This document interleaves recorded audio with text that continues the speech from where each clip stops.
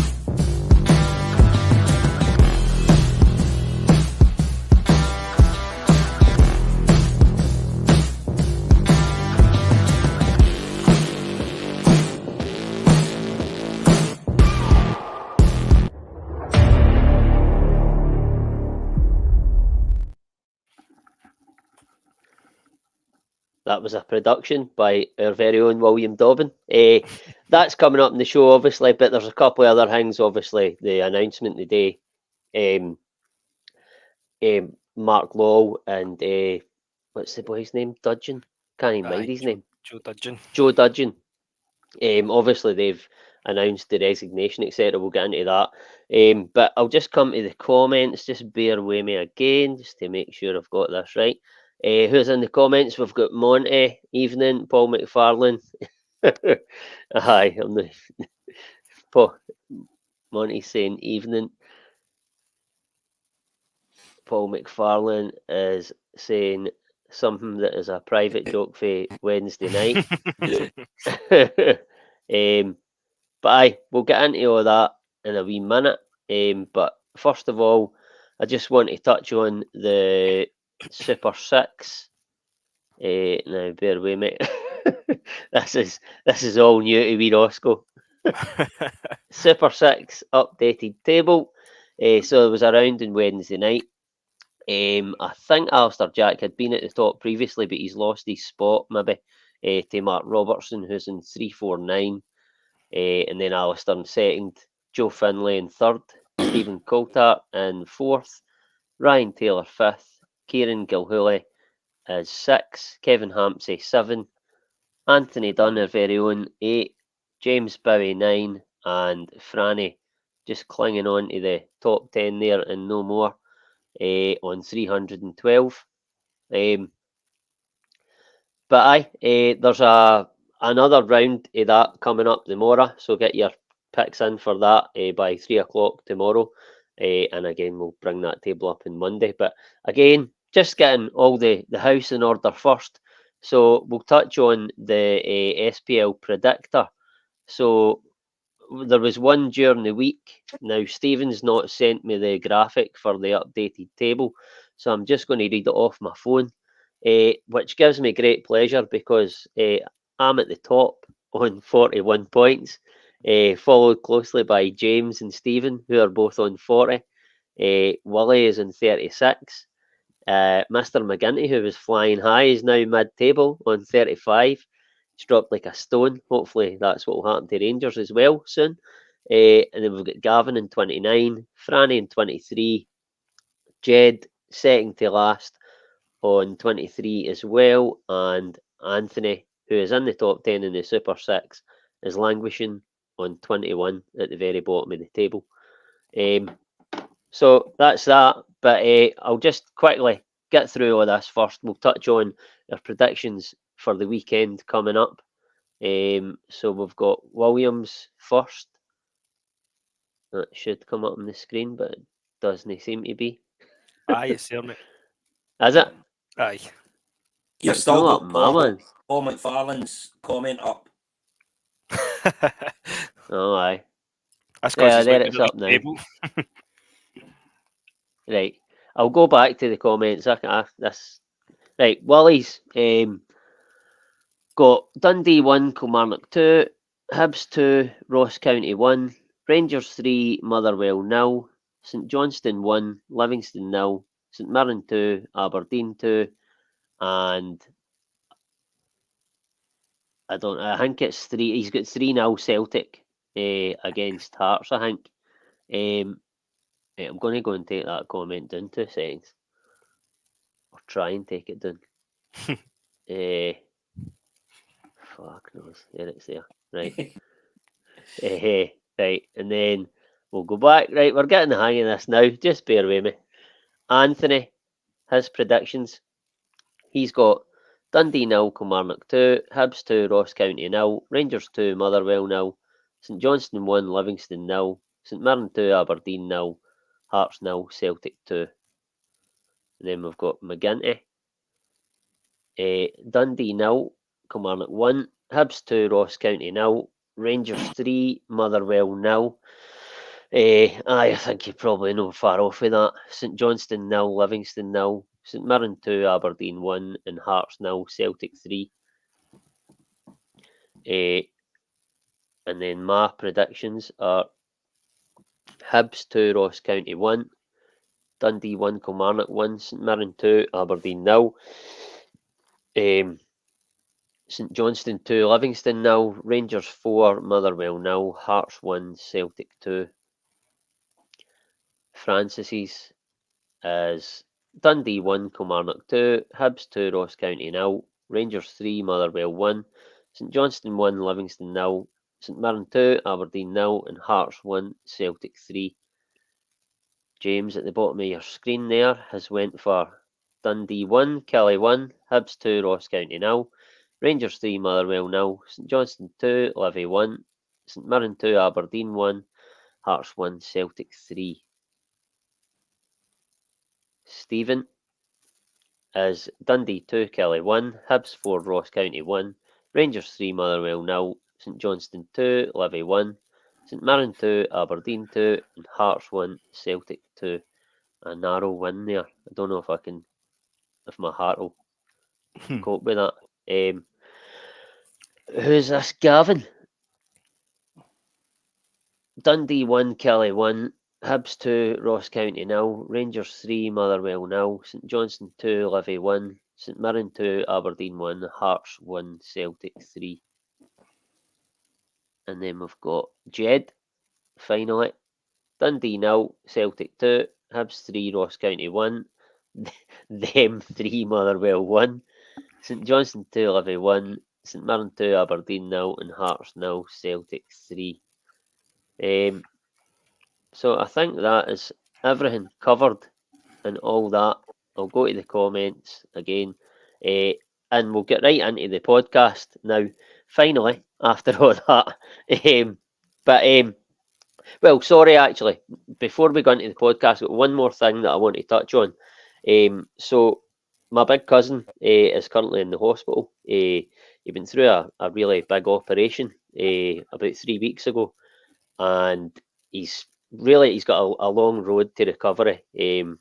Not sure if he'll be able to walk again or not as it stands, but he's just kind of having a bit of a struggle in the hospital now mentally.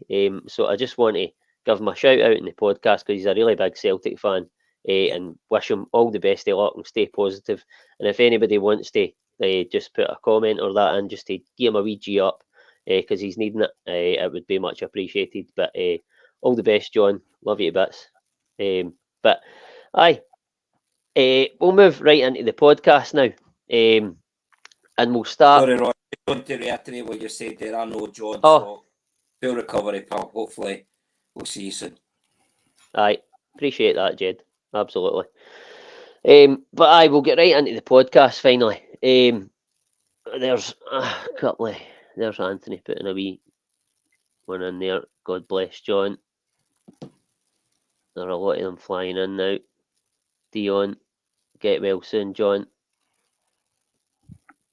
Get well, John. Stephen, John. Monty. God bless you, son. Appreciate that, guys. That'll hopefully G him up a wee bit. But we'll get right into it. I'll come to yourself first, Jed. The news obviously broke the day. I've not really had much chance to read much on it because I was working a bit later the night, a bit later than expected. But it's obviously come out that Mark Law and the boy Dudgeon are going to resign. I think I heard somebody mention it, they maybe be on gardening leave. But just your initial reaction to that news.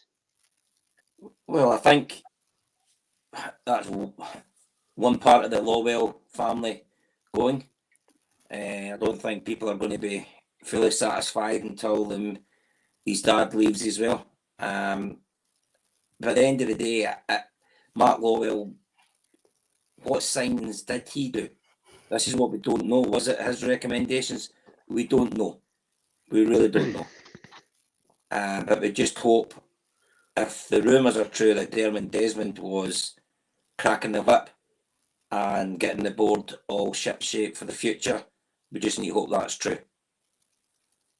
Mm-hmm. I mean, to me, listen, I've been a defender of, not recruitment as such, but you all know I've said, like, I don't want to judge players, but I think, like, too early, but I think on the evidence of what we've seen, most of the signings, James, I think you're in agreement with this. In fact, I know you're in agreement with this, that most of the signings haven't been great. And whether it's, I mean, it has to, Mark Lawwell's had a big say in a lot of these signings. He has to have his head of recruitment. Mm-hmm. So for me, I feel like this news it's good news and it's a bit of light at the end of the tunnel, and hopefully we can get obviously better guys that are more qualified to do the job in time for next season and get these guys working and like making plans for the summer, and hopefully we have a better summer window.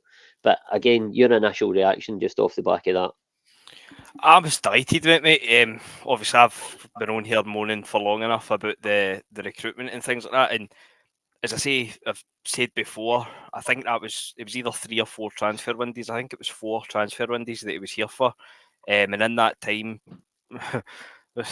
cutting my nose to spite my face because I come on to praise a couple of them later. But overall, I think through that time, the only ones that you could kind of hang your hat on and say they've been a success is Alistair Johnson. The rest of them very all right to terrible.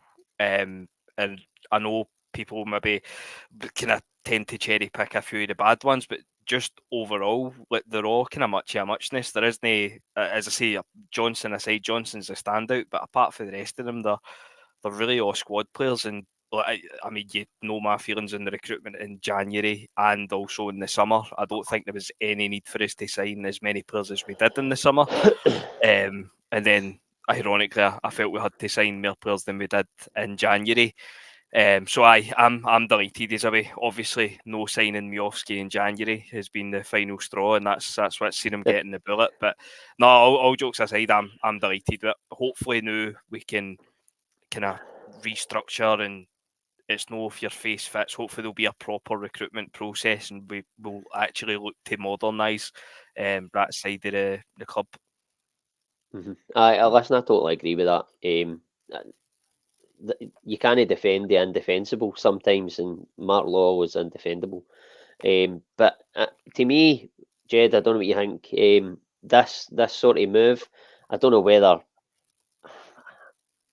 the resignation is off Mark Law's own back or he's resigned before he was sort of sacked, if you like.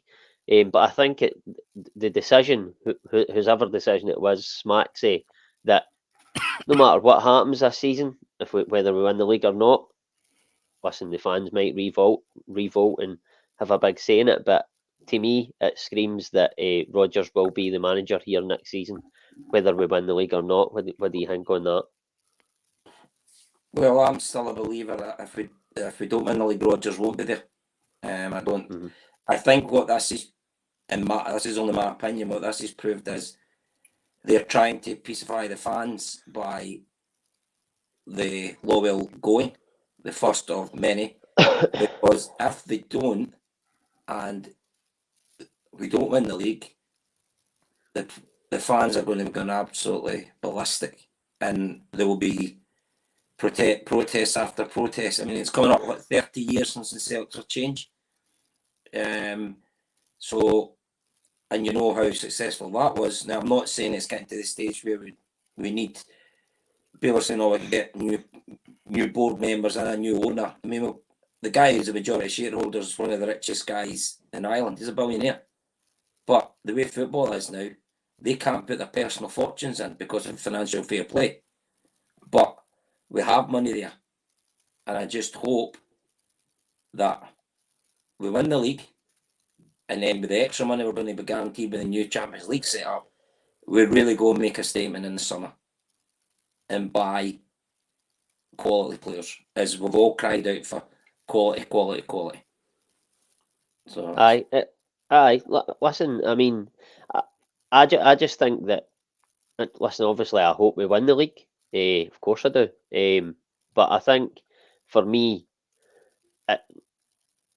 they look like they're putting the building blocks in place for to have a better recruitment team and have a better go, and obviously spend money within their means. But I don't know what you think on that, James. Do you think that looks like, obviously, what I've said, that Rodgers will be here, whether we win the league or not?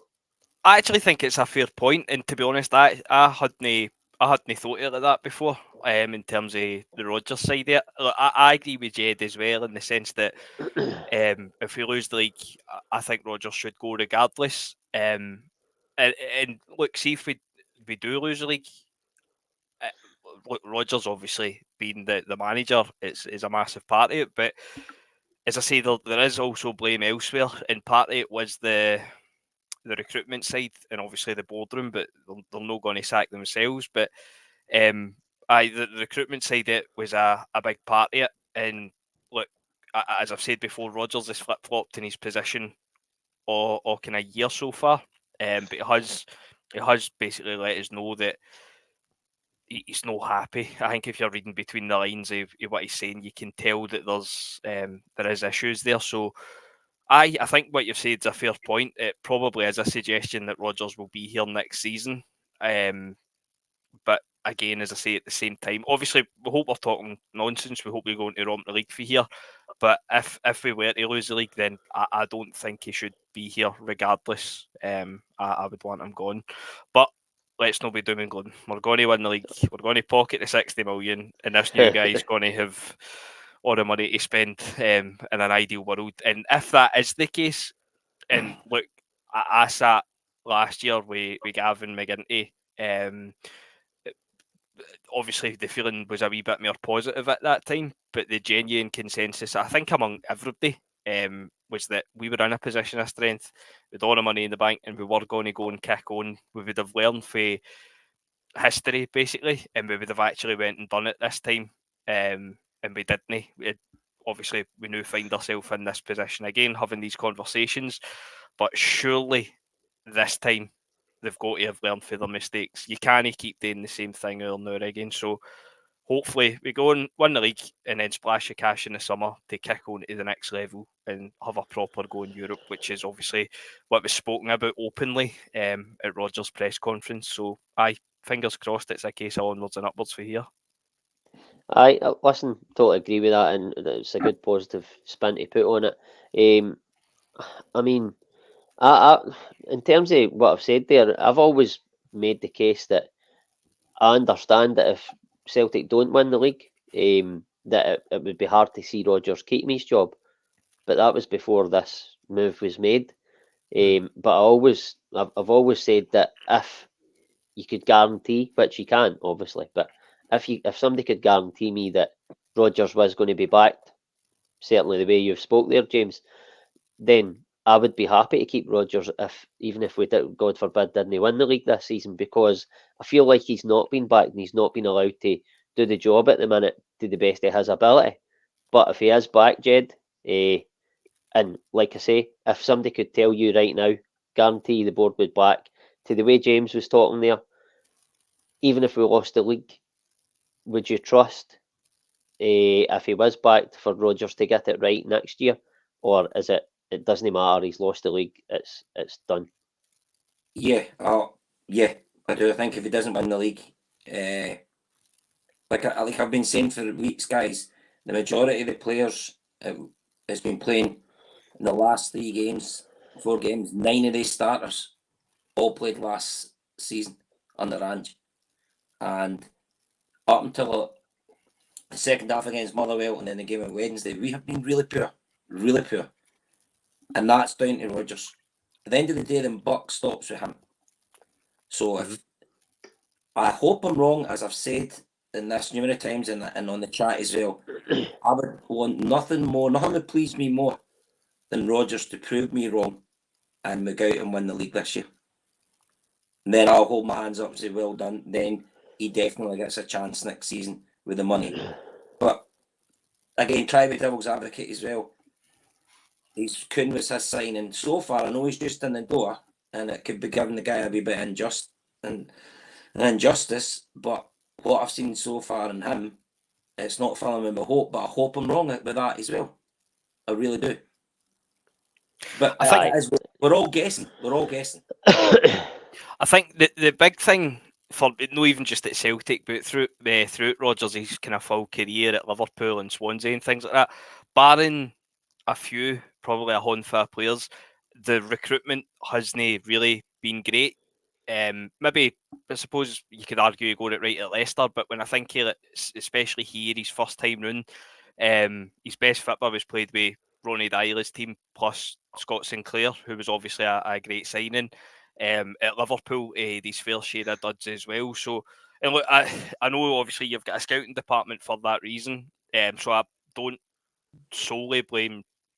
I don't solely blame Rodgers for the players that we've signed this season. I do genuinely think a big part of that will be Mark Lobel. But I still think with the players that we've got, we should have played a hell of a lot better football than we have.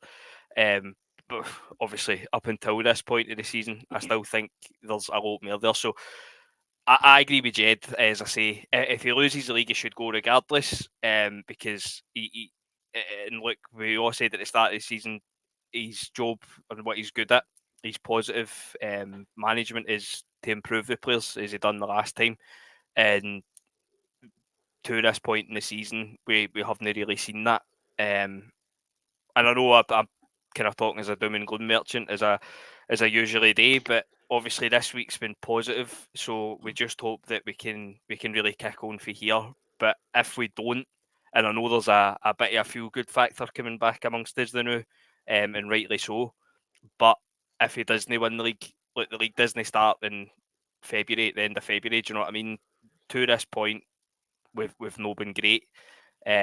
As I say, hopefully that's us flick the switch and we kick on now. But I would definitely, if we don't win the league, then I think he should go. Aye. Listen, I'm not going to sit here and argue against that because it's a fair enough opinion for both of you to have. I just think that if somebody told me the now that he was going to be backed and he could get, he was provided with better tools than what he had been the last two windows, then I would be happy to keep Rodgers because I think he's a top manager. But that's not me saying that you're wrong or I disagree with you. Ross, what's the These comments? are, Is it any comments on? no, they're kind of just having a bit of a chat amongst ourselves, really. Paul McFarlane says he would rather have you on the wing than Kuhn. I wouldn't have minded on either, Paul. I'd maybe give you half of it, mate. Aye, there's not really much off the back of that. That's why I never brought anything up because there's not really much coming off that. They're in their own wee chat and their own wee. As James said as well, we don't want to be all doom and gloom because there has been some light at the end of the tunnel the last, especially after Wednesday night. So we've got to cling to that hope. Mm-hmm. Aye. Right, well, we'll park the Rodgers chat now and we'll try and be, well, I was going to say we'll try and be a bit more positive and look, but there was more news came out today as well. Cal McGregor is seemingly injured. Again, I've only read what you've put in the chat. I don't know, James, can you enlighten us more on what the injury is and just your thoughts? Is it going to be a long-term thing? I've not seen anything at all today, to be perfectly honest with you. Well, I always seen them talking at his press conference. To be honest, it sounds as if there is a chance that he could play, but he's going to be a risk for the weekend. He said it was his Achilles and his calf, but he didn't say he'd pulled anything. He just said he was feeling. He said he was feeling it. Actually, I think that was his quote. And he admitted himself. He says that McGregor admitted himself when he gets to this point of the season he tends to struggle just because he plays so many games. But I obviously you hope he's fit, but at the same time you don't want to risk losing him for longer. And I think we've got Bhoys in there, and obviously we've seen Kelly step off the bench as well. Albeit we were 6-0 up, but he still looked good when he came on. So the options are there. So if there is a chance that he's injured or he could aggravate it, then I'd be resting him at the weekend for the bigger picture. Aye, listen, I totally agree with that. It is about the bigger picture. Paul McFarlane comes in here. He's asking Jed, well, he's not asking you personally, but I'll put it to you, Jed. Who replaces McGregor? Would you consider Kyogo in the 10 at Tynecastle? No, I would play in the middle Iwata, O'Reilly and Bernardo. That would be the three I would go for. I do think Kelly, I think Tynecastle, he would get no time in the ball, it'd absolutely destroy him. And also I think I'd be looking for a wee bit guys who's played a wee bit more this season. Hence why that I would go with that. Kyogo, look, I love the guy. I know he's been a fantastic servant to the club, but on the current form of the team, I don't think he starts, even in the number 10 position. But I could be wrong. He may well do that, but that's just my opinion on it. Listen, I mean, your opinion, it's your opinion, but I tend to agree with it. I don't think, if you're taking Cal McGregor out the midfield, I don't think Kyogo's the man to replace him as such. But I'll just put that to you as well, James. I know you sort of dined out, you and Willie dined out in the Kyogo in the 10 after one game. Obviously, kind of laughing at, but in terms of him coming into that midfield to replace Cal McGregor coming out? Nah, no for me. I think he'll go with what you just said and put Bernardo in for McGregor. But see, to be honest, I would have absolutely no issue with Kelly playing. I mean, what is he, 19 years old? He's not going to really have any fear. And it's a kind of a sink or swim scenario. And look, I think I've said on here before, when we've done that in the past, they've tended to flourish, albeit maybe for short spells, and it's not really went anywhere in the long term. But I would have absolutely no issues putting him in after back his performance in Wednesday night there. Aye. I think the general consensus in the comments there, and you see me bringing a few of them up, is that they would probably go with Bernardo. I think for me, certainly, especially at Tynecastle as well. Is there any just update think in Atati? I think he's a. When you go, James. No, sorry, I was just going to say, he got asked about it at the press conference. I watched it just in my lunch break today, and he said that I think he was asked if he would be back before or after the international break, and he said he would be back just before in squads, but he probably wouldn't be fit for 90 minutes until after the break. I don't even know when the international break is, to be honest. I'm not sure. I think it's sort of middle of this month, but I'm not. I don't know exactly. Over there's I think that's Monty End of March. answering that end of March, possibly. Whatever date, I don't know. But listen, we'll move on for that. Hopefully Cal McGregor is fit, and if he isn't, hopefully it's maybe only 1 week. Listen, out with Ibrox, this is probably the next fixture that you don't want him to not be available for. But we'll see what Sunday brings. But listen, we'll go back to, obviously I was on the cool down show on Wednesday night after our game against Dundee, which was absolutely fabulous performance. Totally outstanding first half. I can't remember the last time we were up 6-0 at half time, even under Ange. But I'll just I'll come to yourself first, James. Just we'll touch on that game just briefly. Just how you sort of overview the game, how you felt it went in terms of the performance and that. Well, I mean, if you are happy they're on one each in the second half, then fair play to you. But I've been moaning. Obviously, you know in the group chat as well. I've been moaning for weeks when we've been scraping by the games, scraping past in games. I've been saying that we need a performance. A performance is at this time of the season is what will breed confidence. No this scraping past with injury time winners. And I said on here before as well, I didn't think we were capable of just flicking a switch and going a run.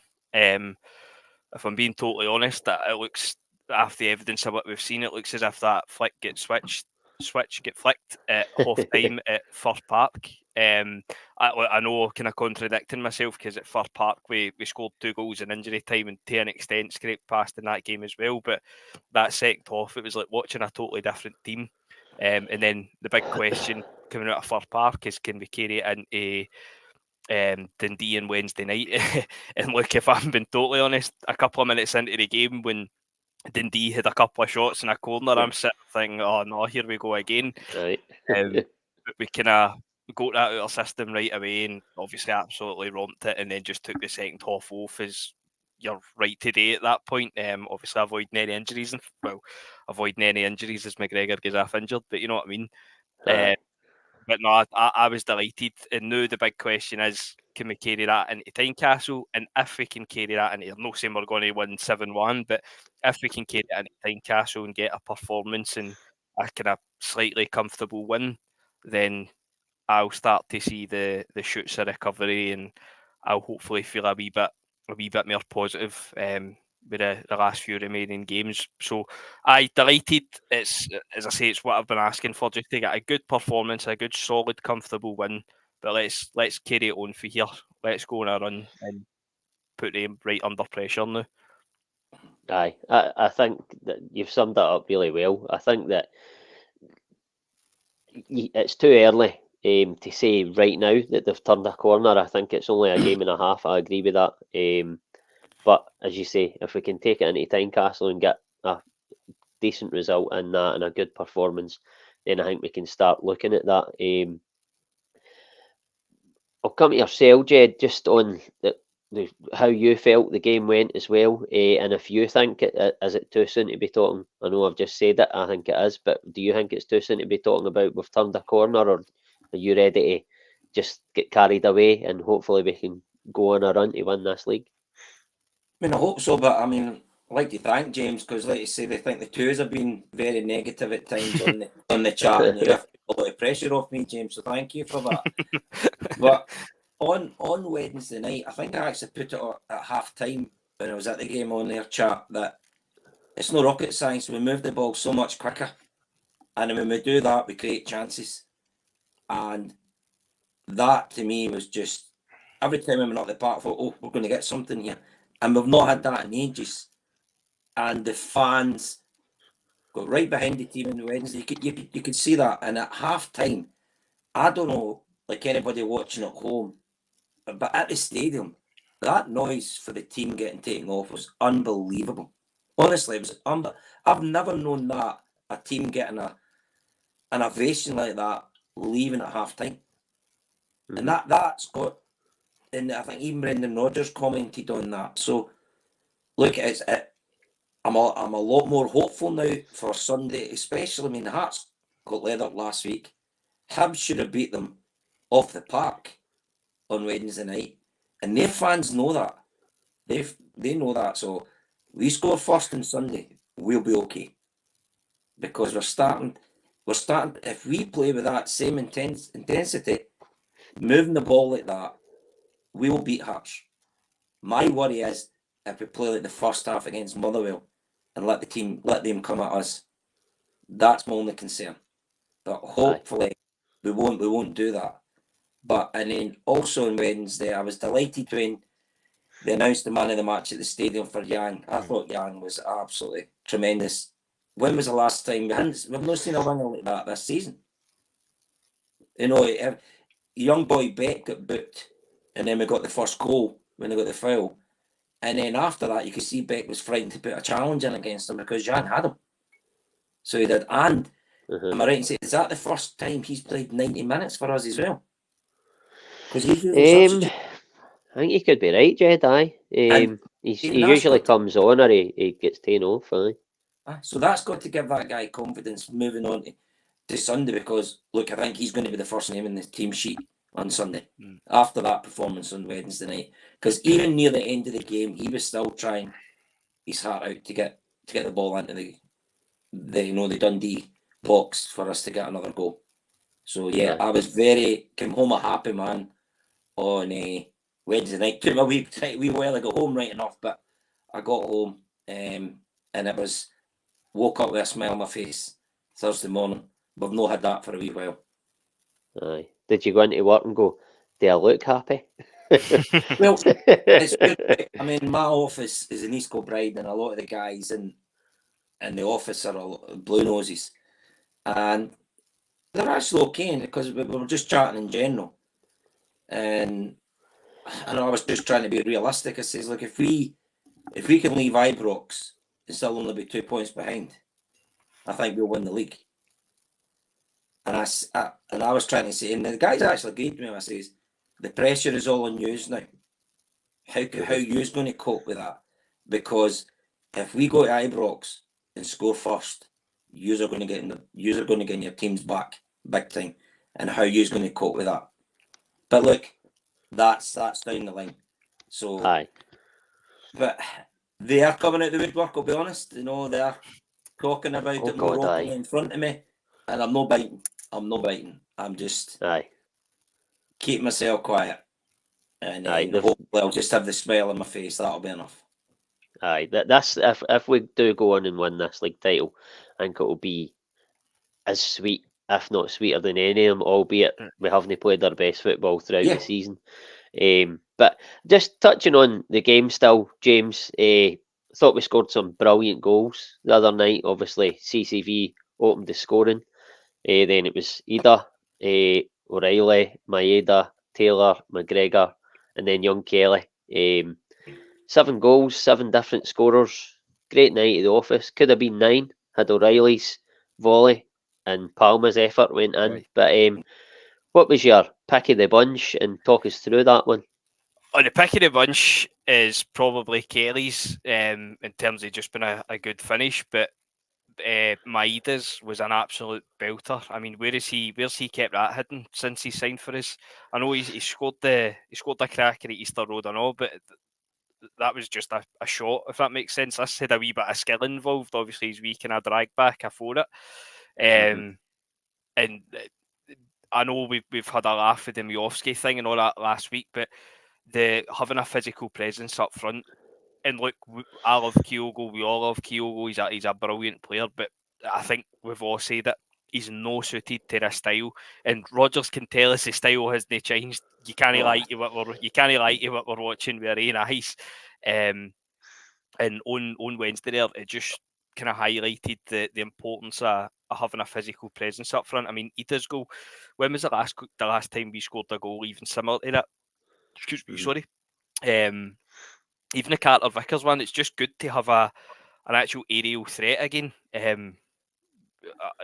know it wasn't a corner, but it's a free kick for it wide, and generally our set pieces for the wide areas and corners, they aren't great. It feels as if we can score for one every decade. But not he have a physical presence up front. And look, I know we've had a laugh about it, and we've said apart from his 5 goals, he's done fuck all. And see, for being totally honest, he isn't involved in the games. He's not really involved a lot. In terms of like chances, he holds the ball up sometimes, but well, I've been critically designing, but 5 goals in 5 games, he's already won his 6 points. His goals have been worth 6 points to his. But James, what about the 2 headers he scored in the last 2 games? Remind me so much of Chris Sutton. Aye, 100%. That goal at the weekend, I didn't actually realise how good a goal that was on Wednesday night there until I seen it again. Aye, because he's basically hit it with the back. He's not even really looking at the goals. Aye, and it's deliberate too. Aye, it's brilliant, and I think that's been the main difference for me, at least anyway. And look, I've kind of slated him before, but I think Greg Taylor's been brilliant for him back in. And look, maybe I've got fucking PTSD for watching Burnaby try to play football for a few weeks prior, but since he's come back in, Greg Taylor's been faultless. And as I say, the difference for me is we've got wingers actually playing as wingers, no trying to cut inside and basically play the 10 every time. And we've got fullbacks getting in early crosses.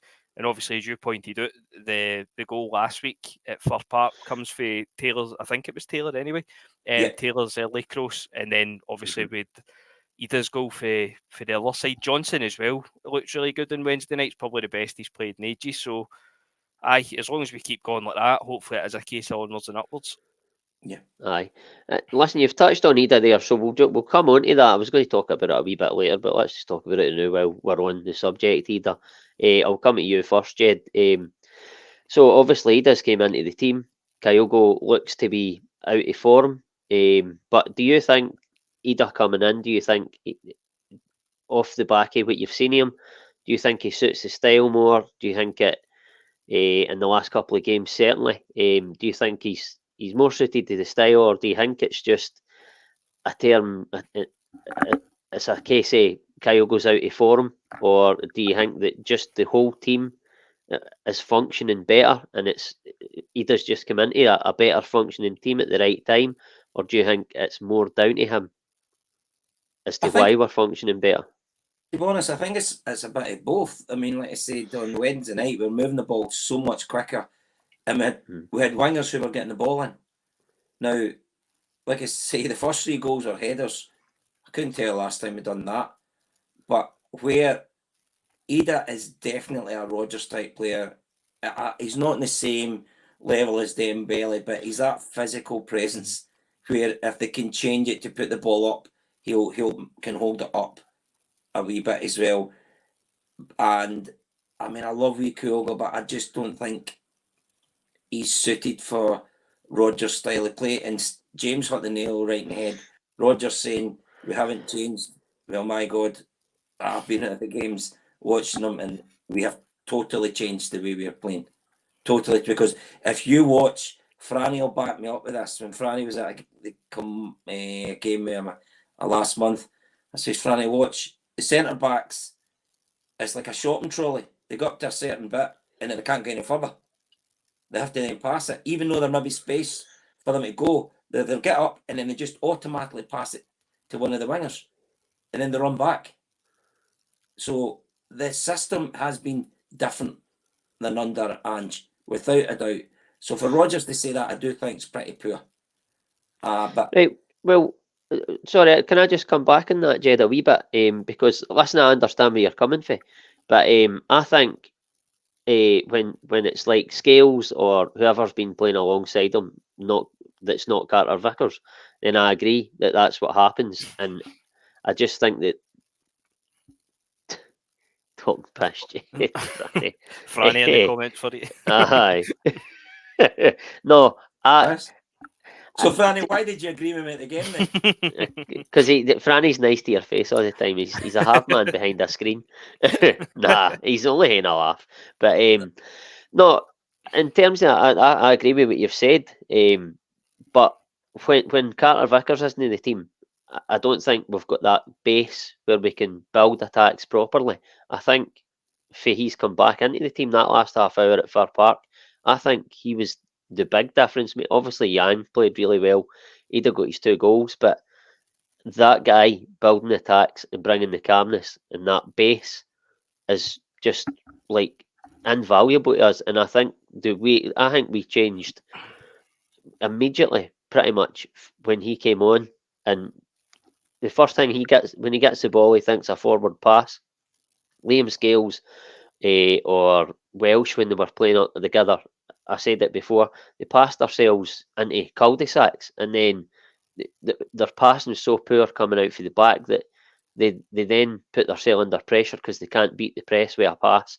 And I think that made the style look, because for long spells we've not had Carter Vickers, and I think, listen, I'm not saying that the style hasn't changed, but that sort of last game and a half since Carter Vickers has come back in has been as close to Ange ball, if you like, as what we've come under Rodgers.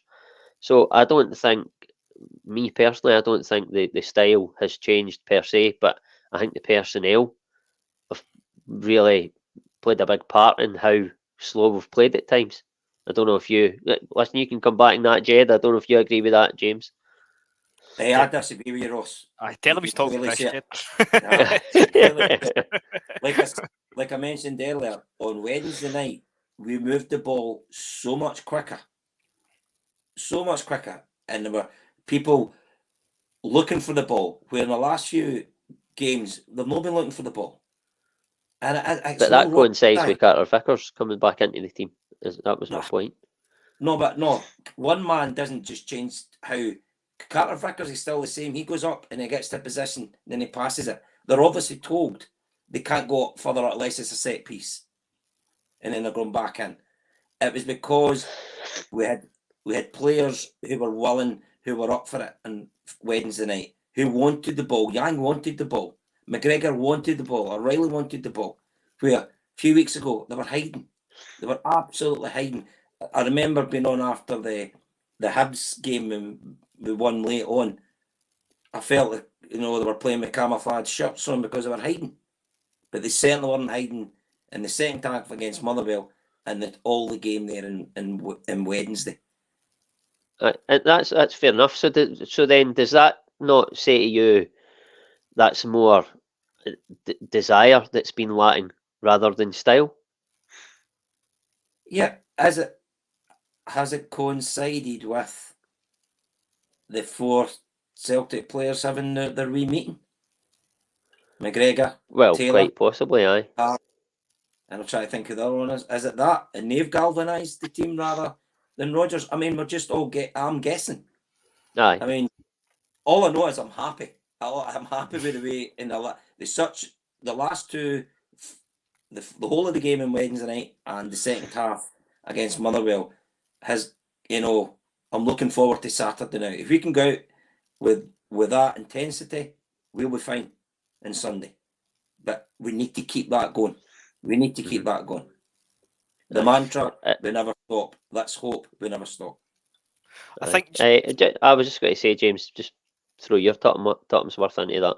No, what you're saying with Carter Vickers, to be fair, it is probably a valid point. It will make a difference, of course. Carter Vickers will be more comfortable with the ball, but see the Scales thing. I don't understand it. It feels as if Scales has went through one of our players of the season, and all of a sudden now he's getting absolutely battered for all angles. And look, I'm not saying you're battering them, but I just mean in general. For me, it feels as if he's getting a bit scapegoated for the last few weeks' performances.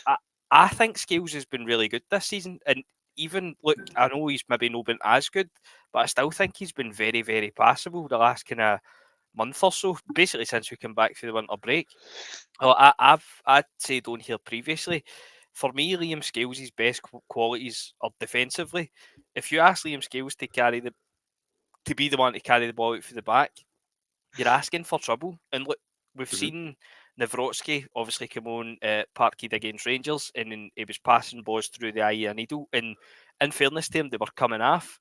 So if he's more comfortable, and look, I know he said there's injury problems as well, but he's not really had a look in. He comes in at Pittodrie and then is at fault for the goal partially, and then gets strapped for the next game. So Carter Vickers coming back will be obviously helpful. He is more comfortable, but as Jed said, it's the full team. I mean, I feel as if we've all come on here at different points in the season and moaned about the wingers. The wingers weren't playing like wingers. Like, for instance, the Yang. See when Yang skipped past Owen Beck and he pulls him back and he gets booked for it. When was the last time we had a winger that done that in that area? We've not had somebody go to the byline and try and drive past a man. It's always back the way. I think Iwata is making a massive difference in there as well. Obviously, it means we can play McGregor further forward, and it makes the midfield a wee bit more solid. I think, as I've said before, Bernardo, for me, had a good 4-week spell. And 2 of the weeks, he was on holiday for the winter break. So, for me, I don't really get it with him either, to be honest. I know he had a wee purple patch, but he's not really shown much apart from it before or after. So I think, as Jed said, maybe it is the kind of crisis talks, supposedly. We had it after was it Kilmarnock a couple of weeks ago? I can't even remember. After that, but then at the same time, I thought we were piss poor against Motherwell in the first half. So I don't know what Rodgers has maybe said at half time or whatever has happened, but something is different. The fullbacks, as I say, I've slagged Taylor often enough, and I hold my hands up. He's playing excellently now. Johnson's been an empty jersey most of the season. I don't think it's any coincidence that basically the wide areas of the park, fullback and the wingers, they look totally reinvented. And for that, I think that's more down to the manager. I don't think it's down to Carter Vickers. And even up front with Ida, look, and I know we're covering all ground here, but for Rodgers to say we haven't changed our style for last year, you only need to look at Kyogo to know that isn't true. It's not as if Kyogo's off form; he just isn't getting the service, and the reason he isn't getting the service is because the wingers were just cutting inside. They weren't playing the early balls across the face. So I just feel there has been some sort of change tactically, albeit it's no a formation thing, but something has changed, and Carter Vickers will be a part of it, and it will help. But I definitely think there's more to it than that. Carter Vickers certainly brings calmness to the defence, without a doubt. Without a doubt. He definitely does. But see in terms of James, you're talking about the wingers there. I think you've said for a while that you felt like Brendan Rodgers was telling the wingers to come inside. And listen, I can disagree with it, but you had Palmer, who has no pace and always wants to come inside, and then on the other side, had like Kuhn. I'm trying to think. Abada wasn't playing great, and they were coming inside. But now, the last couple of games, we've obviously had Yang. You alluded it to yourself there that he takes guys on and he tries to get to the byline. He's a different type of player. Why he's not been in the team, I don't know. But to me, I don't think Rodgers has been telling the other wingers to come inside previously. I think they've just been doing that because it's their game. It's more suited. No, I would disagree with that, to be honest with you, mate. You're saying Yang has been in the team. The reason, if we're being honest, or if at least I think I'm being honest, the reason that Yang hasn't been in the team is because previously when he's been in the team, he's not been good enough. He's not been starting every week, except that. I think that was only 6 or 7 start for us, but he's been coming off the bench, and I'm sure we've at one point had a pop at him. And look, we went through literally every single winger at the club this year, including Mikey Johnson, James Forrest. They've all played at some point or another. And if you were to ask for a standout, early days, you would have said Palmer. You probably will still would say Palmer just because of his contributions. But the rest of them, I mean, you think Mikey Johnson at Dens Park, but apart from that, there isn't really anything. Yang looked all right against Aberdeen at Parkhead. I think it was just afore Christmas, but by and large, it's just been the same for everybody. The cutting inside, and look, if that's happening on occasion, then I can accept that it's the players. But see, when it's happening for months on end, that's coming for the manager. It can't no be coming for the manager at that point, and I don't think it's any coincidence that he's went through, as I say, kind of every single winger at the club. And look, we're talking as if it's totally changed. In terms of the wingers, it's only been really the Dundee game there when I've noticed that any difference. At Fir Park, and look, I'm moaning and I'm not even meaning to moan, but at Fir Park it was maybe the kind of early balls into the box, obviously, which we've got the goal for. But in terms of the wingers, I think they were still cutting in quite regularly. So hopefully going forward, as I say, they will play as wingers. But just to get back on Yang, for me, the reason Yang hasn't been in the team is because when he's been in the team before, he hasn't really staked a claim to stay in it. Aye, I totally agree with that. But for me, I think Yang's game, for me, has always been evident that he wants to take a man on and get down the outside. Right. I said on Wednesday night that it's been in fits and starts. It's not been consistent enough, whether that's because of his age, because he's come into a new country. There's loads of different variables as to why. But I think over the last couple of games that he's came into the team and he has played with a bit more confidence, and he's linked up well with Alistair Johnston, who is now playing better.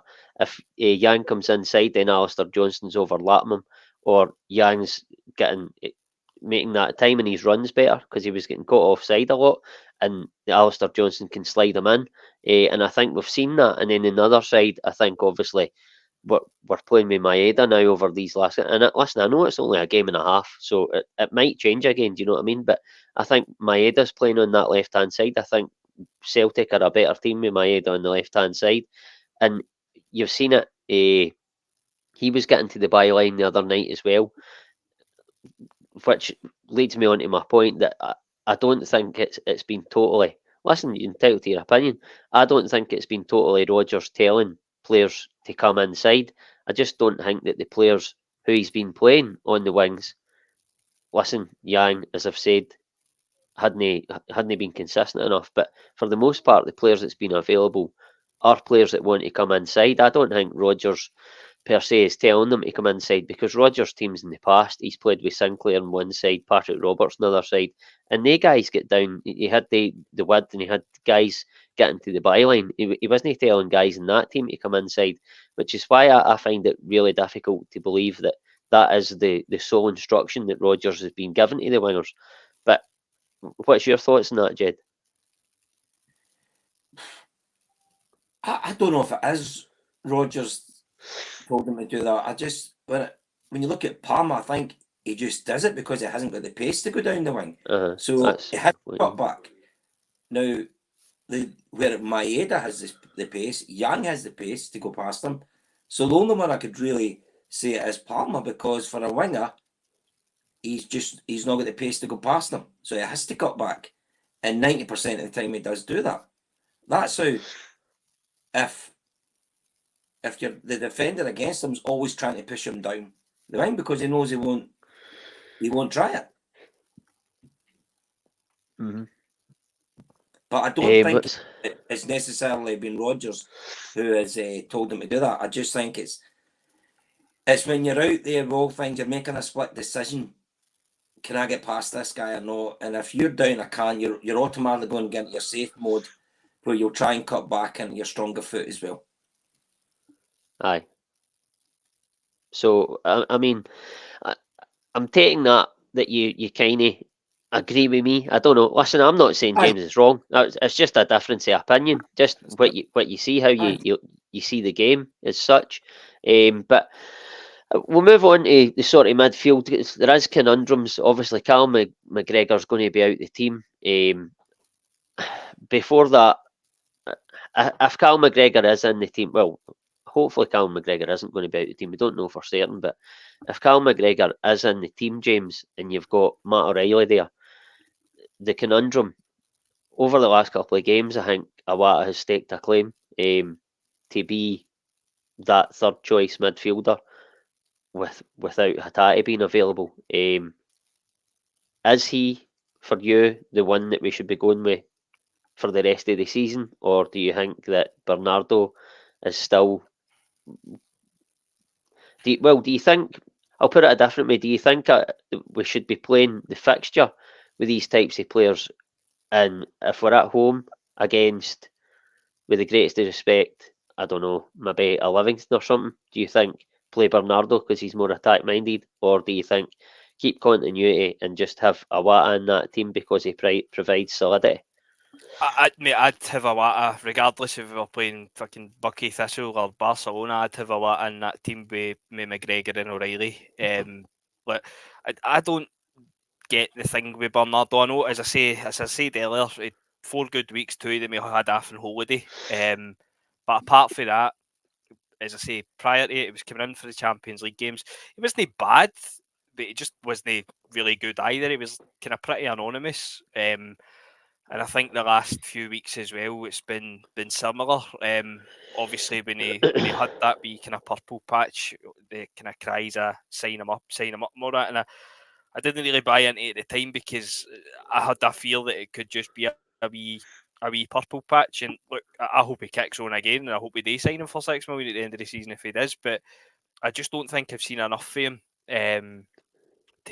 for him to warrant a place in the team. Like Iwata's come in the last couple of games, and I know obviously, as you say, Vickers has come back as well, but we've looked at a totally different team. It's just been so much better with him in there. And I've said before as well about the Callum McGregor thing. I think I feel as if I've been saying it for about the last 4 years.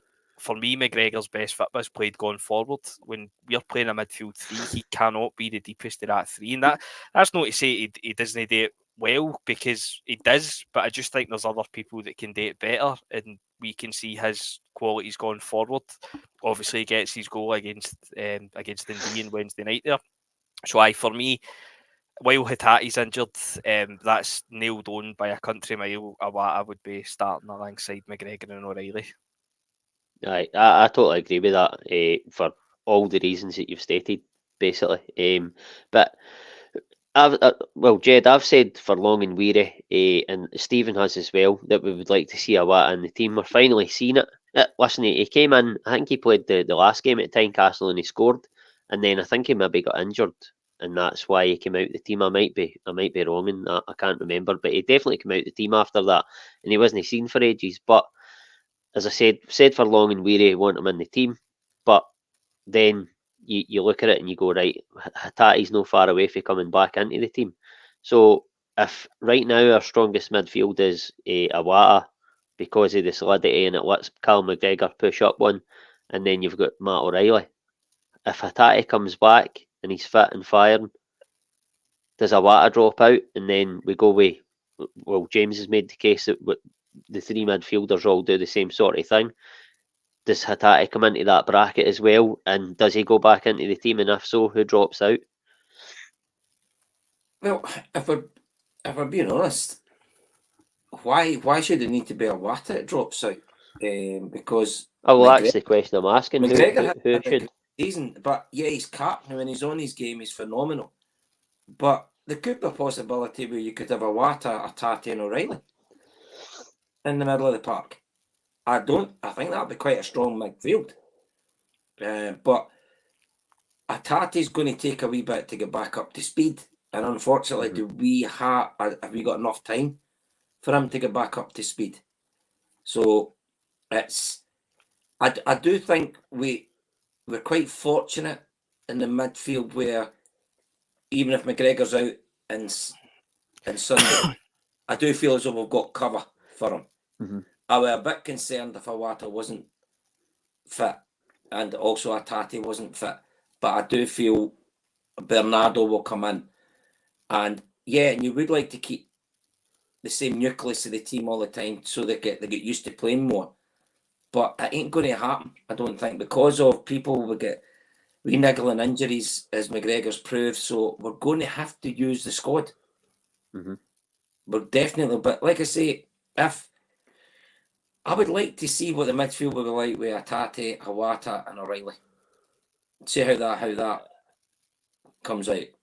But saying that, the big games we do need McGregor, so I'm basically talking myself out what I'm saying. Aye, listen, I know what you're saying, but it's very difficult to drop your captain, your club captain, in it. Albeit, listen, that midfield three you've rhymed off there without Cal McGregor in it, I think would be a good midfield three, but it's difficult to drop your captain. James, I'll just put the same question to yourself. When Hatate comes back, listen, now that Awata has come into the team, it allows us probably to drip feed Hatate into the team a bit. It's kind of not as desperately. But if he comes back firing, who, if you're going to play him, who drops out of that midfield and why? I think I think it would be Awata just purely for squad hierarchy. I mean, Matt O'Reilly's been a player of the season, and as you say, you're not really ever going to drop your captain. But to be fair, at the same time, and look, again, I know we're basing this off the back of a game and a half, but if we keep this up, then who's to say Hatate's going to walk right back into this team anyway? I mean, if Awata keeps up, I know obviously he was maybe a wee bit more quiet for Park, but I thought I thought he was good, and obviously he was really good again on Wednesday night. So if he keeps that form up, then Hatate might find it hard to get back in, and rightly so. And you could kind of compare it to the Liam Scales scenario as well. Scales came in and he looked really good, then you've got £8.5 million worth of centre halves on the bench that can't get in front of him, and based off performances, you would have to say rightly so. So it could be a similar situation. And look, if that is the case, Hatate's not a bad option to have coming off the bench either.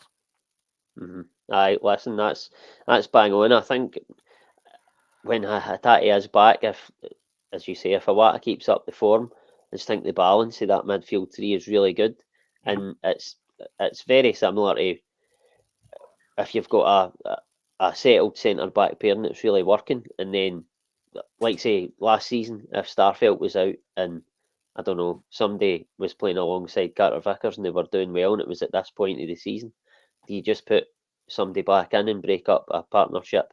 Maybe that's a bad example because Carter Vickers and Starfelt had such a good record, but you understand what I'm saying. But again, I'll go back to it. I think we've got the opportunity to drip feed Hatate back in, and I think you hit the nail on the head when you said that Hatate's not a bad option for the bench, especially at this stage of the season. Even if he isn't fully fit and we're a game's tighter, that to bring him on to try and change the game, it's a really good option. But listen, we'll see what happens with that. But we'll move on for that game and that debate. And I'm going to do some quick fire questions and keep that going. Memory serves me right, James. I don't think you've done it yet. I have not. I haven't. So it's your turn tonight. So as I say, quick fire questions. The first one isn't too quick fire, but the rest are. The first one is just a question, pure and simply. What led you into supporting Celtic? My dad. I imagine it'll be the same for most people. Just my dad, just obviously born into it. Funnily enough, actually sitting there, I was going through all pictures the other day, and I found pictures from my first game. It was May 97, so I would have been 3-year-old. So, aye, that's it, mate. Just born into it.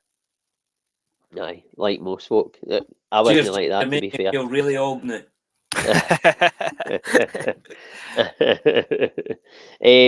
So earliest Celtic memory probably coincides with that, to be fair. No, as I say, I know my first game was against Dundee United, and I know it was 3-0, but I know that because I've looked into it since. If I'm being honest, I don't really remember much of the day. But I've got vague kind of recollections of the Stoke in the 10 season. The Stoke in the 10 game against St Johnstone. I've got kind of vague memories yet, but I'd be lying if I said I could remember the full thing. But that's probably the earliest I can remember. Right, cool. Favourite Celtic manager in your lifetime? Ange Postecoglou. I would have to agree with that. The one that is always comes up, favourite movie? The Warriors. The Warriors? The I don't Warriors. think I've even heard The of that. 70s Warriors, 1979. Yep, the Warriors or the Wanderers. That's a wee bit a lesser known one. But the Warriors, really? You were born in the wrong decade, James. What player, Celtic player for the past, would you have to complement the current side? Wanyama or Arthur Boric. I'll no say Henrik Aye. Larsson because everybody will say Henrik Larsson. Aye. Listen, Wanyama's a good shout, but he probably wouldn't get in the team for a while of the now.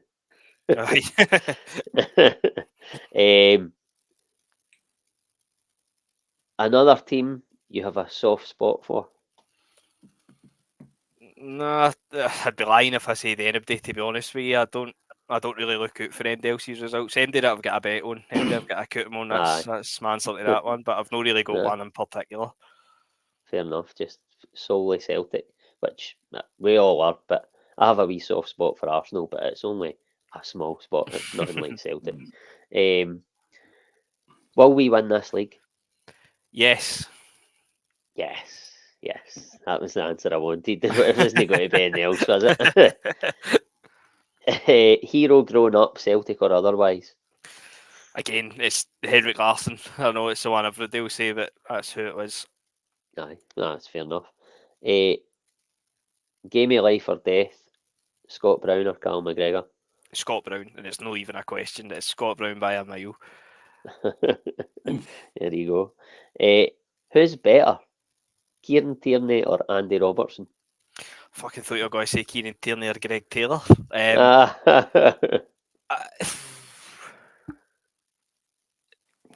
Tierney. Yeah, Robertson's had the better career, but I think Tierney's a better player.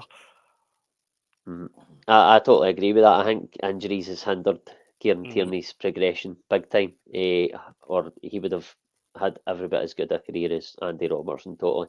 And finally, favourite Celtic player out with Henrik Larsson? I always like Stan Petrov as well, but again, probably pick any of the Seville team as well. But Stan Petrov is always the one that kind of stood out above the rest. Yeah, he was a class act, man. He really was. Just a totally dynamic box-to-box midfielder.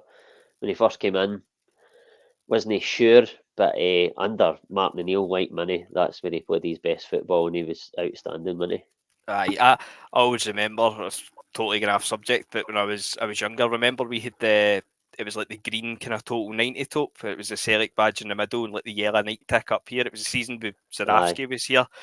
I went into the Celtic shop and I wanted to get Stan the Man 19 on the back. Yeah, obviously I was a lot younger at the time, so she's taken it away around the back. She's come back round, she's like, nah, it's too many letters, it doesn't all fit on. I was like, right, I says, just geez, I think I ended up getting Magic 7, but I get Petrov 19 on the home tap.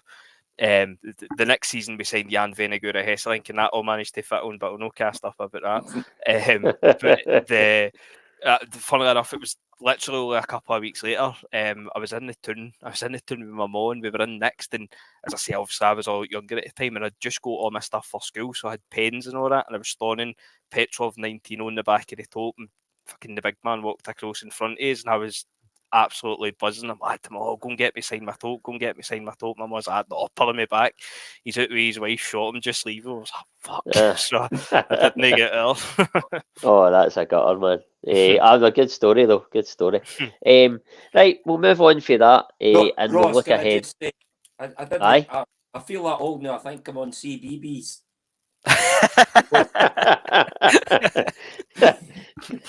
or as you'll remember it, the broom cupboard, Jed. Oh, Christ.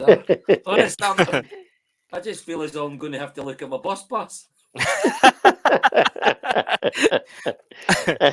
You would join up with a young podcast. But by the way, you fit in like a glove, Jed. It was because you were getting done for ageism. Fuck's sake. Right, we'll move on for that, and we have briefly looked ahead to it, but we'll do it a wee bit more in depth. I'll look ahead to obviously the game at Tynecastle on Sunday. We've alluded to it. 1 week is a long time in football, Jed.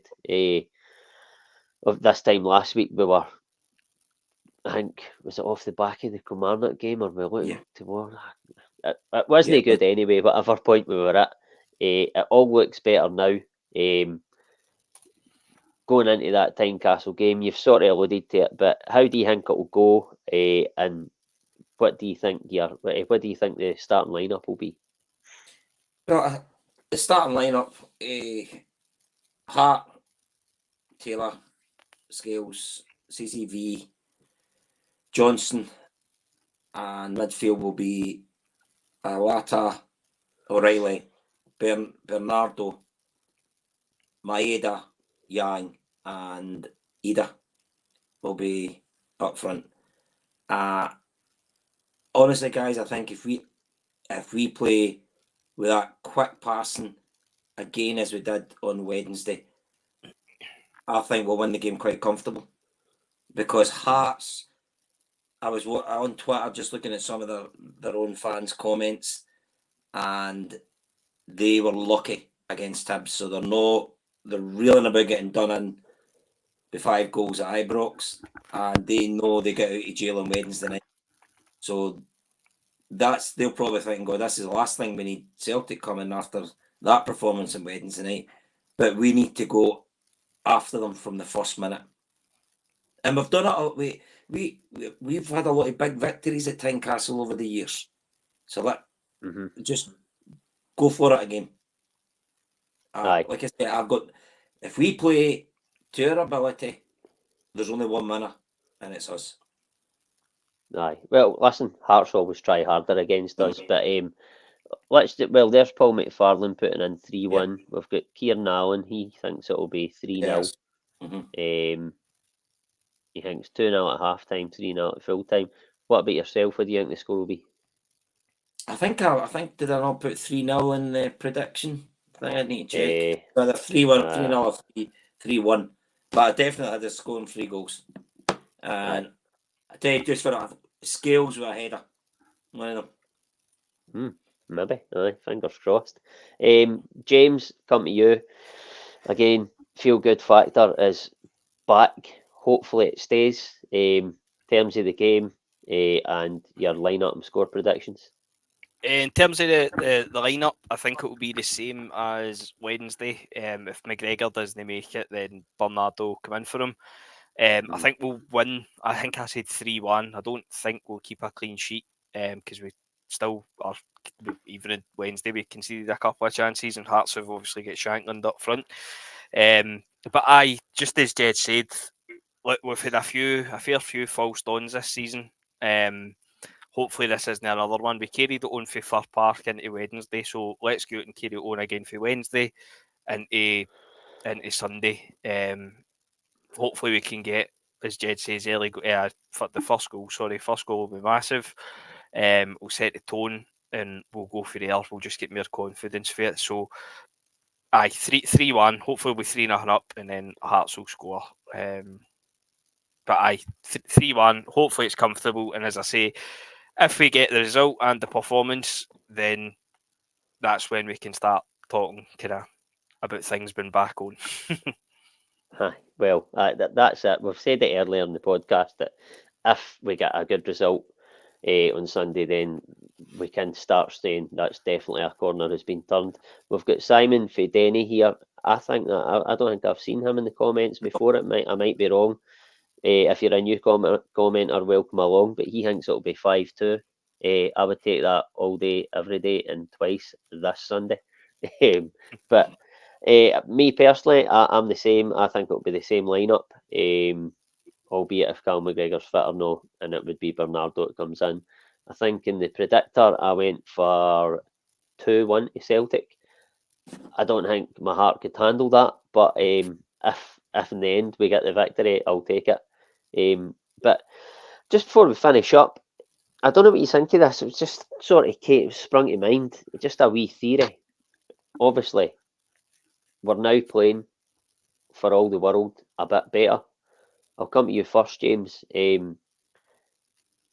Now, I know it was off the back of the second half performance at Motherwell, but do you know how Brendan Rodgers had that comment with the woman in the press conference? I can't remember. Jane Lewis, I think her name was. Aye, right. It's just a wee theory. It might be totally wild and out there, right? But what do you think of this, right? And the reason I say it is because when Sam Allardyce came in and took the Leeds job, he said like really flippantly, but people took it so serious that he was as good as Pep and as good as Klopp and all the rest of it. And then he's since came out and said he'd done it for effect to take the heat off the team. Do you think, it's probably not, but do you think possibly Brendan Rodgers had said that comment to that woman knowing that it would be taken the way it has been, and it's let the team go out in the Dundee game and play a bit more freely because the heat's off them and all the attention's on him? To an extent, I don't think he said the good girl thing. I don't think that's been intentional, and obviously the way it was taken and things like that. But the gist of what he was saying about we'll write our own story, that was meant to be his kind of mic drop moment, and then he was walking out the interview, and it was just these wee bit after it. And look, fucking the way the world is these days, man. But obviously, I mean, if the woman's coming out saying that she's no offended, then I don't think anybody in their right mind would be offended by what was said. But people are looking to be offended on our behalf. So, it was a bit of a storm in a teacup. Something more absolutely nothing. But I think the gist of what he was saying was maybe designed to take the heat off the players, and the fact that it was kind of, he tried to walk out the interview essentially. Well, he did walk out the interview. It was just what he concluded the interview with that was highlighted. But he's done it a few times this season. Well, in the last few weeks, where he's tried to create a bit of a siege mentality, which is understandable at this point in the season. And look, I mean, me and Jed were on here. Well, certainly for myself, I think Jed was the same, but we were on here last week saying that we wanted Rodgers sacked, which I still think at the time was fair. And it still could be the case in a couple of weeks, but obviously we're in a better place now. So hopefully this time, as I say, we've had a fair few false dawns. He's tried to create the siege mentality, and it's not really went anywhere. It always feels as if we kind of trip ourselves up at the next game. We've managed to carry it on from Firth Park into Dundee. So let's just hope we can look back at the end of the season and say that interview or that half time, whatever it was, that's what sparked his own. A wee bit similar to the Tommy Burns season. Always mind we lost to Motherwell at Parkhead, and I think we fell about 400 points behind, and there was like 2 games left or something, and everybody just resigned themselves to that fact that the league was away. And look, if I'm being totally honest, that's where I was a couple of weeks ago. I know we've had a laugh about the stages of grief and all that, and I was at the acceptance stage. If we can keep up these performances and carry it on into Sunday, then I'll maybe get back a couple of stages of grief, and I'll get a wee bit of fight back in me. But it could be, come the end of the season, it could be one of the things that you point to and say, that was where it all turned for us, and hopefully that is the case. Yeah. Aye. What about yourself, Jed? What do you think of that theory? No, I mean, maybe Ross, not the good girl. I never thought it from that point of view, and it could be, you're trying to create a siege mentality. Alec Ferguson was renowned for that. Yeah, we'll prove it. But I was looking at it more of another thing. I think he was getting the press in general, because we all know what the press in general in Scotland are like. They've now got their heroes at the top of the league, so they're pushing that narrative that they're now the champions. Now, what really pissed me off about that interview, not what Jane Lewis or that said, it was the aftermath.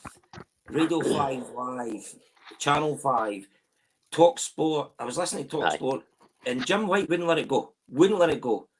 And they brought on the next day the girl from the Scottish Feminine Society, the chairperson. Now, it's fucking shambles, that. You can imagine what she looks like. She's probably got more hair in her face than what I've got. Fucking couldn't get a man. No matter after 40, honest, and Simon, what's his Simon? Jordan, give him his due. Put her in the place. And I mean, have you even spoke to Jane Lewis to see if she's offended? No, I haven't. So why are you spouting your nonsense? Absolute crap. Absolute crap. He didn't. And by the way, if you see on Twitter, people were pulling up a tweet that Jane Lewis done a few years ago was saying, good boy. Aye. Mm-hmm. There's something said, and like you say, Jane Lewis says she was not offended. But you had these media outlets who were pushing their own narrative. And Jim White couldn't accept it. He couldn't accept it. And he even tried with Martin O'Neill as well on the Monday. Martin O'Neill said there was nothing wrong with it.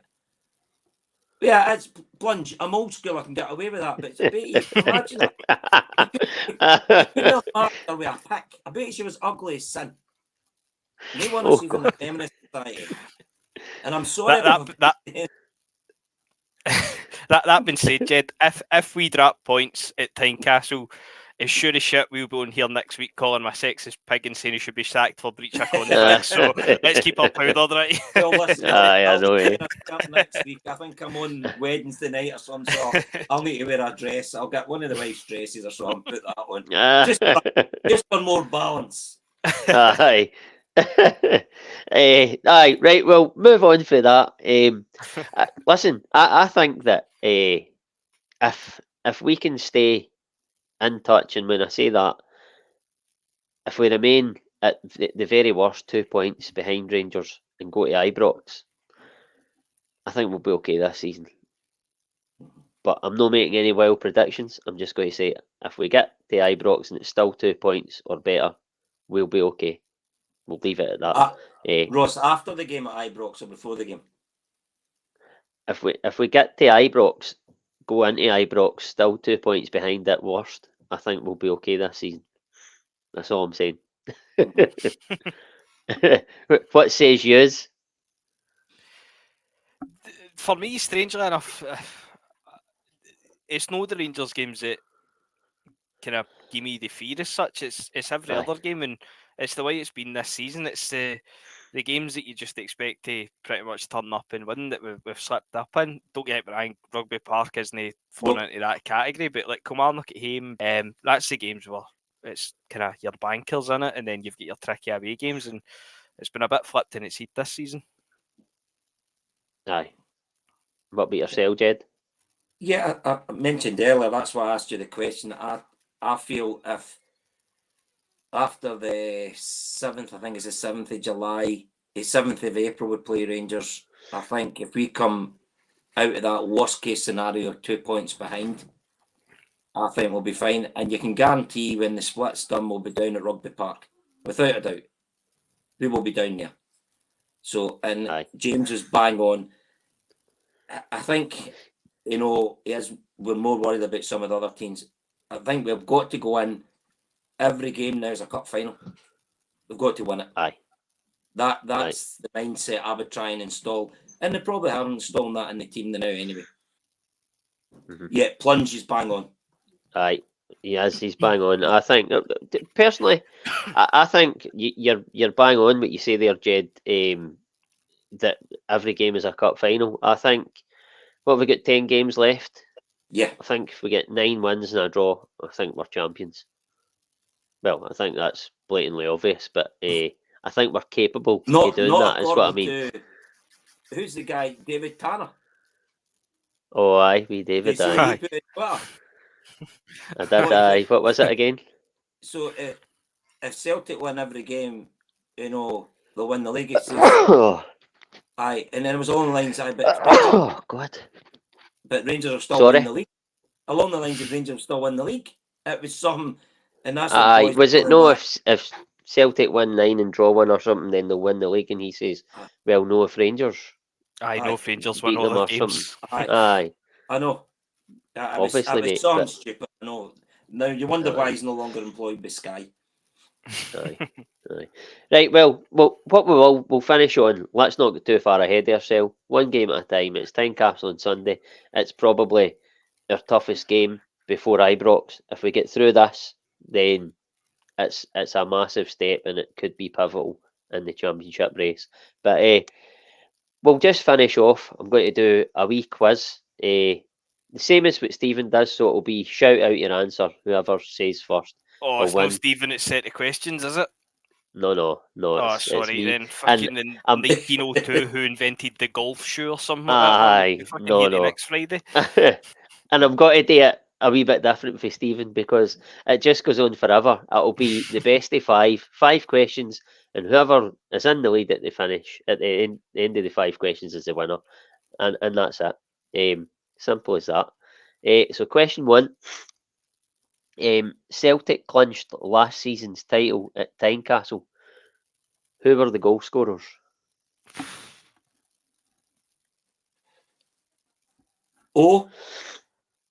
Maeda and Kyogo. I'm going to give you that, Jed, because it was, you got the 2. It was Kyogo and O, but it was only 2 now. It wasn't 3. I'll take that. But I'll give you that. I'll give you that. Question 2. What year did Celtic beat? They're all Celtic Hearts related questions, by the way. I meant to say that. What year did Celtic beat Hearts at Tynecastle 7-0 in the Scottish Cup? 2004. No. James? I can't remember if it was 7-0, but I know we spanked them. I'm sure Chris Commons scored a belter, so I'll go about 2011. Very close. It was 2013. Got to get that one. It was a good effort. Well, no, he got it right.